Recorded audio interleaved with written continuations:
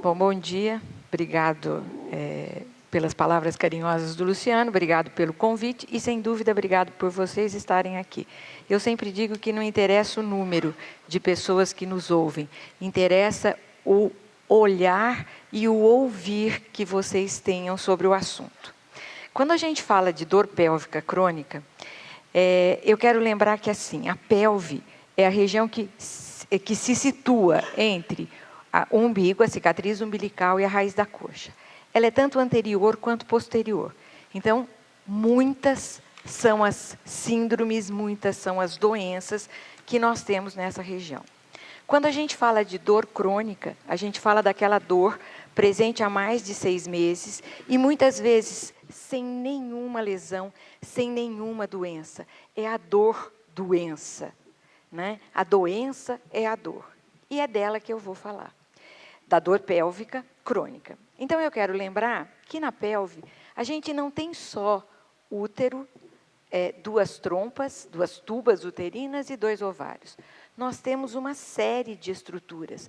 Nós temos músculos, nós temos artérias, nós temos veias, nós temos articulações. E é aí que muitas vezes a coisa pega, né? E temos as estruturas, intestino, enfim, as vísceras. Portanto, se eu tenho várias estruturas anatômicas na pelve, eu tenho várias causas para dor pélvica. Ela pode ser visceral, como, por exemplo, numa endometriose, numa cistite intersticial, na síndrome do intestino irritável. Ela pode ser não visceral, portanto, músculo-esquelética, uma síndrome do piriforme é uma dor pélvica, né? Uma vulvodínia, como eu conversava com a doutora Silvana antes da gente começar. Então, dores não viscerais. E eu posso ter as dores neuropáticas, e a gente vai falar rapidamente sobre um pouquinho delas todas. Bom, então, quando eu falo da etiologia, e eu disse que existem várias estruturas, eu vou lembrar primeiro as causas do sistema urinário, que causam dor pélvica crônica.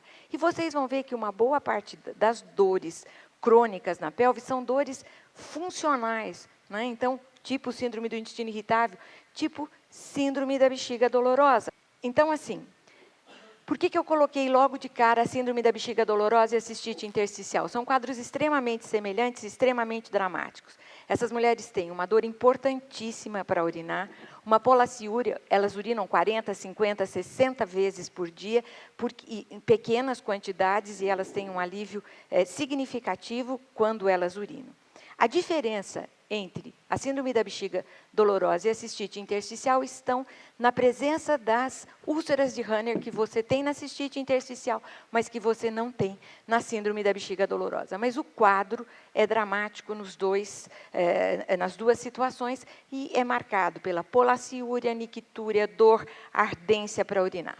Geralmente essas mulheres usam fraldas porque elas urinam o tempo inteiro de pequenas gotas para poder ter um alívio da dor. A síndrome uretral também está nesse mesmo bloco de sintomas e também uma doença funcional, onde você não tem nenhuma lesão, onde os seus exames de urina, o exame de urina da doente são completamente normais, mas ela tem disúria, polaciúria, ardência miccional. As infecções crônicas do trato urinário, no homem, síndrome dolorosa da próstata, do pênis e do escroto, podem ser causas de dor pélvica crônica. Então, a gente direciona muito, como o Luciano disse, 70% a 80% das pessoas que procuram acupuntura são mulheres, mas vamos lembrar que os homens também têm dor pélvica crônica, não são só as mulheres. A urolitíase pode determinar uma dor pélvica crônica, assim como uma síndrome dolorosa pós-vasectomia ou uma síndrome dolorosa após uma hérnia, uma cirurgia de hérnia. Das causas gastrointestinais, nós vamos ver que assim, a constipação crônica é uma das causas, mas o boom neste bloco é a síndrome do intestino irritável, né? Essa paciente tem distensão abdominal, ela pode ou não ter a alternância entre a diarreia e a obstipação. Existem trabalhos que mostram que o homem cursa na síndrome do intestino irritável muito mais com diarreia e a mulher muito mais com obstipação, mas por conta da síndrome do intestino irritável, ela pode ter disúria, ela pode ter dismenorreia, ela pode ter uma agravação do quadro de enxaqueca. As outras doenças também daqui do sistema digestório também podem causar dor pélvica crônica, como as hemorroidas, as fissuras anais, a proctalgia fugaz, que nem sempre é lembrado, mas são dores episódicas, não são diárias, e que as mulheres às vezes relatam, os homens também, pós-relação sexual. É uma dor importante na região anal e que dura geralmente de 7 a 14, 15 minutos e que passa geralmente com a eliminação de flatos. Mas isto é uma dor significativa e que leva muitas vezes a uma cronicidade do quadro.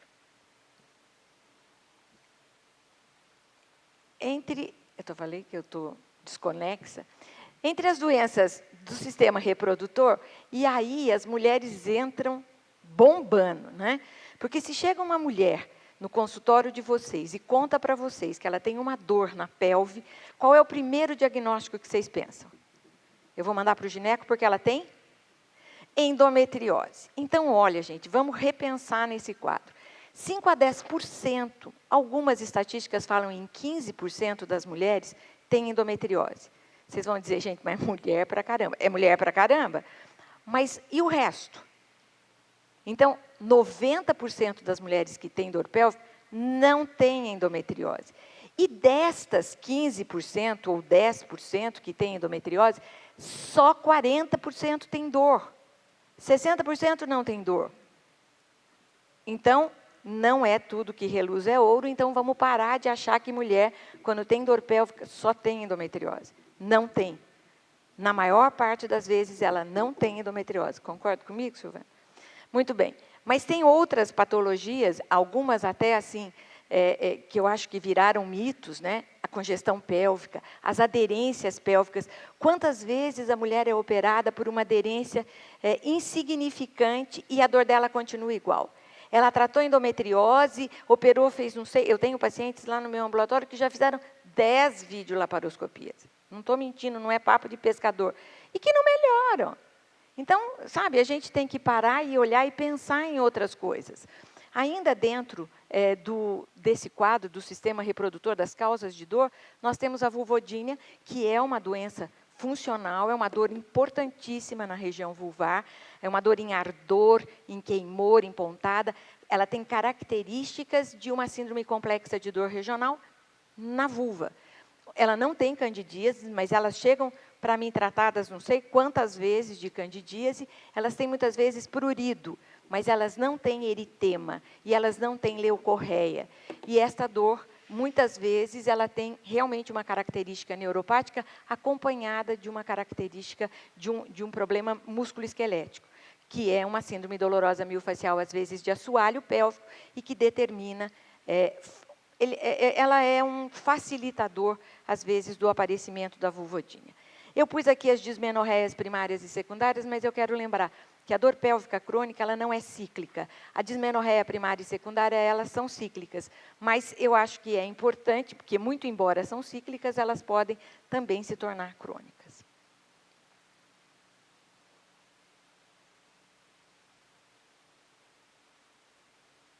As causas do sistema locomotor. Sem dúvida, aqui nós temos o maior número de causas de dor crônica. Então, a coxigodínia, a síndrome dolorosa miofascial de assoalho pélvico, a gente esquece que no períneo tem um monte de músculo, tanto da mulher quanto do homem. A sacroileite, a síndrome dolorosa do abdômen, síndrome dolorosa miofascial do abdômen, síndrome do piriforme, a dor lombar. Lembra que a parte final do lombo está na pelve, né?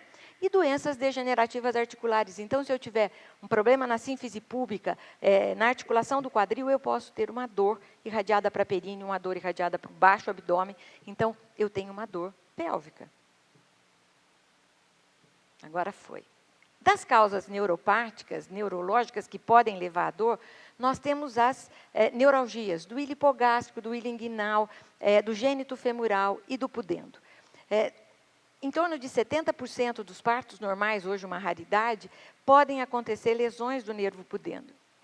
Mas algumas pacientes, em torno de 10% só, é que desenvolvem dor neuropática nessa região. Okay? As outras, neuralgia genitofemoral, ilinguinal e do ilho hipogástrico, muitas vezes acontecem pós-cirurgia esterectomia, pós-cesárea, você pode lesar o nervo e algumas mulheres podem desenvolver dor. Ou alguns homens numa cirurgia de hérnia, por exemplo.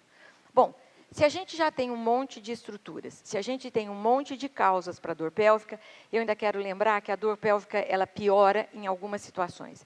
Ela piora na fase ovular, ela piora na TPM, ela piora às vezes pós-relação, ela melhora ou piora, geralmente ela piora pós-evacuação, pós-micção, nos dias frios e quando ela tem um problema emocional, por exemplo, eu sempre digo, num tom de brincadeira, mas é uma verdade, mulher doente, o marido vai-se embora, né? E aí ela tem um outro problema adicionado ao problema físico que ela apresenta. Afecções sistêmicas também podem ser causas de piora, ela vai indo muito bem, aí ela tem uma gripe, ela tem uma pneumonia e o quadro dela piora. Os fatores posturais são fatores bastante importantes quando eu penso na dor pélvica crônica, principalmente quando eu foco na parte muscular e na parte articular. Então, não adianta a gente ser exímio acupunturista, ser fantástico no tratamento com medicamentos, nas indicações, mas se eu não mudo o estilo de vida dessa doente, se eu não a oriento como dormir, se eu não converso com ela sobre os saltos, né? Sobre a mochila delicada que elas às vezes chegam nos nossos consultórios, uma maneira muito legal de ficar no computador, né? É perfeito isso, e elas vão, se a gente pensar, todo mundo hoje, não todo mundo, mas as meninas todas levam o computador para a cama. Eu brinco que está tão difícil ter um homem hoje que aí vai o computador, né? Bom, mas enfim, e a gravidez? A hiperlordose determinada pela gravidez também pode ser um agravante e um perpetuante de dor pélvica crônica, tá? Então, os fatores posturais, eles são extremamente importantes quando a gente pensa em dores de origem muscular e em dores de origem articular. Então, as anormalidades estruturais, do tipo uma escoliose, uma báscula de bacia, uma postura inadequada como aquelas que a gente colocou, a gravidez e o parto, o estresse emocional e posturas antálgicas vão levar a uma sobrecarga musculoesquelética. Então, a gente observa que a paciente com dor pélvica crônica, ela geralmente apresenta uma cifose cervical, uma hiperlordose lombar, ela normalmente faz uma anteriorização de quadril e faz uma hiperextensão de joelhos. Reparem isso, que é muito frequente. Lioco, bom dia. Saudade de você. Muito bem. Dos fatores emocionais, nós sabemos que o estresse vai agravar, vai ser um fator de piora para essa dor, né? Os problemas conjugais, sem dúvida, eles vão agravar ou eles vão predispor a dor crônica, a depressão, a ansiedade, o abuso de substâncias, né, de álcool, de drogas, mas aqui é um ponto muito comum nas doentes que têm dor crônica, especialmente as que têm dor pélvica crônica, que é a violência, quer seja física, quer seja moral, quer seja sexual, tá? Elas não contam, geralmente, numa primeira vez, mas depois de um tempo você consegue descobrir alguns tipos de agravantes na parte da sexualidade dessas mulheres. Bom, eu falei bastante da síndrome dolorosa miofascial e quero lembrar, então, que quando você tem uma síndrome dolorosa miofascial, você tem uma dor local e uma dor à distância, uma dor referida. Então, eu posso ter pontos dolorosos miofasciais no assoalho pélvico, né? Aqui no levantador do ânus, no isquio cavernoso, no bulbo esponjoso ou no transverso do períneo. O transverso do períneo tem o superficial e o profundo. Então, são doentes que muitas vezes vão queixar para vocês de dispareunia. Elas têm dor à relação, mas à penetração. Diferente da endometriose, onde ela tem uma dor profunda à relação. Aqui não. E a gente pode agulhar esses pontos? A gente pode, a gente deve. E tem melhora? Muito. E, às vezes, essa síndrome dolorosa miofascial de assoalho pélvico é uma das causas, como eu já disse, da vulvodínia. Quais são os músculos mais afetados a nível de síndrome dolorosa miofascial e que podem determinar dor na pelve? O levantador do ânus, aquele que a gente mostrou, onde estavam os dois pauzinhos pretinhos, o coxígio, que fica embaixo do glúteo máximo, transverso do períneo, como eu mostrei, glúteo médio e mínimo, e o glúteo máximo também, piriforme, adutor da coxa, ilho-psoas e pectíneo. Então, olha só. Quando eu falo, então, de dor pélvica crônica, eu tenho quadros clínicos relativamente pontuais, né? Então, se eu tenho, por exemplo, uma queixa de dor, todos eles eu tenho a dor, né? Ardor, alodínia, hiperpatia e hiperestesia, com prurido, a primeira coisa que eu vou pensar, prurido vulvar, é de repente numa vulvodínia, né? Por que eu não vou pensar? Vocês vão dizer, mas por que você não pensa numa candidíase? Porque essa paciente que chega para mim já foi pelo menos a 8, 10, 12 ginecologistas, já usou pelo menos uns 20 cremes vaginais e que só pioraram e que só agravaram essa doente. Se eu tenho um quadro de disúria, com dor suprapúbica, uretral, vaginal, dor perineal, polaciúria, nictúria e urgência miccional, eu vou pensar numa síndrome da bexiga dolorosa ou vou pensar numa cistite intersticial. Se eu tenho um quadro de dismenorreia, dispareunia profunda e de infertilidade, eu tenho que pensar, sim, numa endometriose e aí eu vou verificar se o meu diagnóstico realmente está correto. Quando eu tenho um quadro de cólica, principalmente em fossa ilíaca esquerda e região hipogástrica, diarreia alternada ou não com obstipação, só obstipação ou só diarreia, distensão abdominal que habitualmente inicia com o decorrer da alimentação. Ela fala isso, eu começo a me alimentar, meu abdômen está normal e eu termino com o abdômen distendido. Se ela tem uma queixa de dispareunia e de disúria, certamente essa paciente deve ter uma síndrome do intestino irritável. Se eu tenho uma dor loco-regional, então uma dor local e uma dor irradiada, uma dispareunia superficial, limitação muitas vezes da amplitude de movimento e presença de pontos gatilho, eu vou pensar então numa síndrome dolorosa miofacial. Ok, parece assim meio restrito, mas é basicamente coisas que a gente encontra com mais frequência no consultório. E como é que eu trato? Sem dúvida, eu preciso de uma equipe multidisciplinar ou interdisciplinar. Uma andorinha só aqui não faz verão. Não são pacientes, as que me procuram, não são pacientes que têm dor há 6 meses. Elas têm dor há 10 anos, 18 anos, 20 anos. Então, eu me iludo se eu achar que só o meu papo, só a minha medicação, uma fisioterapia, uma acupuntura vai resolver. Não, eu preciso disso tudo, né? Eu preciso do medicamento e para tratar dor crônica, os medicamentos são mais ou menos na mesma linha, então eu vou usar antidepressivos, eu vou usar anticonvulsivantes, eu vou usar neuroléticos, eu vou usar, às vezes, um analgésico opioide, fraco ou forte, tudo isso junto, tudo isso no mesmo pacote. Tá? Não dá para que eu pense de uma maneira, de uma monoterapia. Não, eu vou fazer só a acupuntura. Não vai funcionar. É tudo junto. Né? Eu vou indicar para uma fisioterapia, ainda mais se ela tem problemas articulares, se ela tem problemas musculares.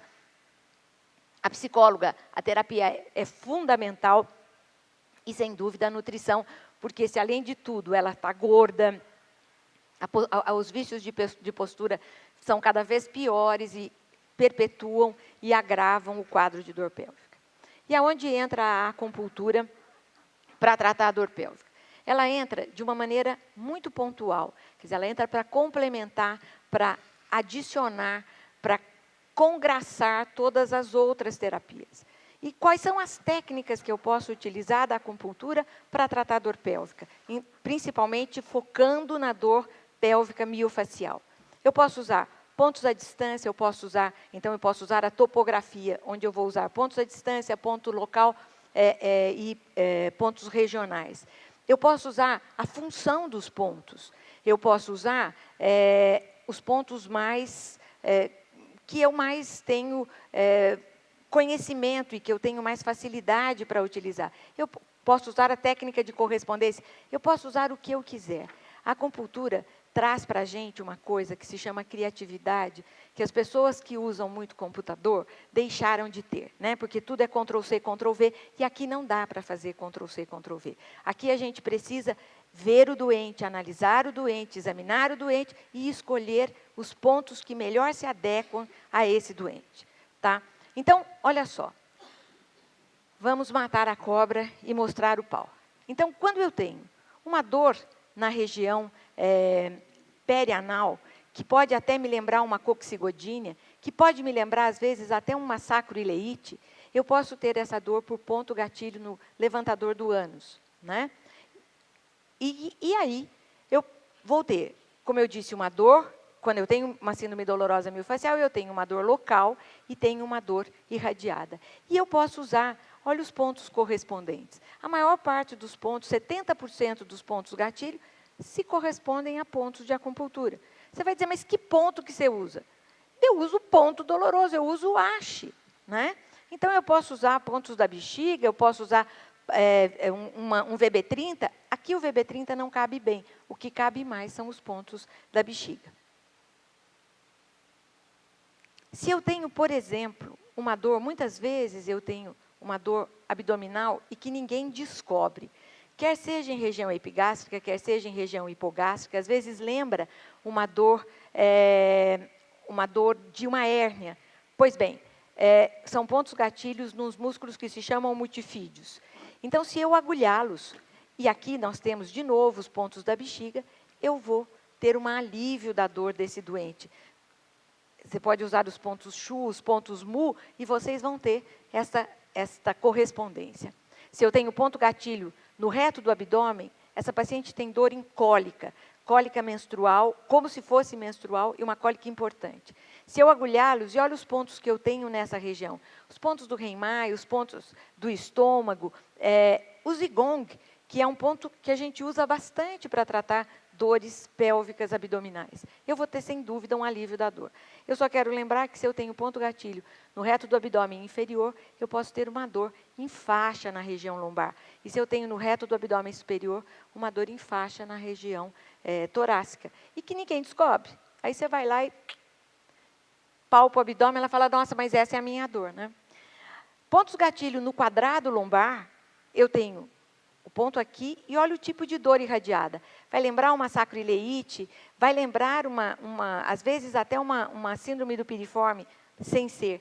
E eu tenho, entre os pontos, bem localizado, o VB30. Ok, se eu tenho pontos gatilho no glúteo médio e no glúteo mínimo, e o pontos gatilho no glúteo mínimo é aquele famoso que dá a dor asiática, né? Dor que desce até o pé e que faz o trajeto da dor ciática, eu posso usar os pontos da bexiga, pontos locais, enfim, eu posso agulhá-los, de preferência que eu use os pontos gatilho, eu tenho um melhor resultado e um resultado muito mais sustentado quando eu agulho pontos de acupuntura que são coincidentes com os pontos gatilho. Ponto gatilho no adutor da coxa costuma dar uma dor irradiada para a bexiga e para reto, como se fosse uma hemorroida, como se fosse uma síndrome da bexiga dolorosa. Ela tem dor, essa dor é importante, ela tem disúria, e se você agulha pontos do baço pâncreas, que estão bem no trajeto do ponto gatilho do adutor da coxa, ou pontos do rim, você tem uma melhora desse quadro. Eu falei que existem pontos gatilho no assoalho pélvico e disse que agulho, e vou mostrar, mas eu posso usar, por exemplo, o do 1 para melhorar a dor, principalmente quando eu tenho uma dor no reto, né? Essa é uma paciente que tinha uma dor perineal importante, então olha como nós realmente agulhamos, aqui transverso do períneo, aqui isquio cavernoso, aqui para trás já pegando um pouquinho do bulbo coccígeo, a gente agulha sem medo de ser feliz. E ainda usa eletroacupuntura. Tá? E o paciente suporta? Suporta. E quando nada disso funciona, você pode infiltrar com lidocaína. Melhora? Melhora. Tem gente que não melhora, mas uma boa parte melhora. Então, era isso que eu tinha para trazer, era dizer que toda dor pélvica não é uma endometriose, esse é o resumo da ópera. Pensar na síndrome dolorosa miofascial, pensar em síndromes articulares determinando dor pélvica e lembrar aquilo que eu disse, que a gente é, acima de tudo, criativo. Né? Essa é a grande diferença do médico que faz acupuntura e do que não faz acupuntura. A gente aprende a criar com as dificuldades e os desafios que nós temos. Tá bom? Muito obrigado. E depois, se tivermos perguntas, nós vamos a elas.